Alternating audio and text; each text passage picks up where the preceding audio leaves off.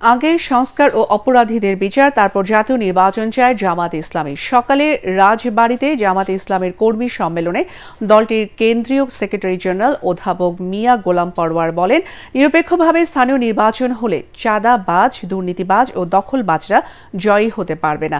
তাই আগে জাতীয় নির্বাচনের দাবি উঠেছে। তিনি নির্বাচন কমিশনের সংস্কারের প্রয়োজনীয়তার কথা উল্লেখ করে বলেন, প্রথমে নির্বাচন কমিশনের যৌক্তিক সংস্কার, অপরাধীদের বিচার করে স্থানীয় সরকার নির্বাচন দেওয়ার দাবি জানান তিনি। সবার শেষে জাতীয় নির্বাচন আয়োজনের পরামর্শ দেন জামাতের সেক্রেটারি। স্থানীয় সরকার নির্বাচন দিতে হবে আগে, কারণ সিটি কর্পোরেশনে কোনো প্রতিনিধি নাই, পৌরসভায় নাই, উপজেলায় নাই। গ্রামীণ অবকাঠামো, স্থানীয় অবকাঠামো উন্নয়ন অগ্রগতি ব্যাহত হয়ে আছে, জনদুর্ভোগ বাড়ছে।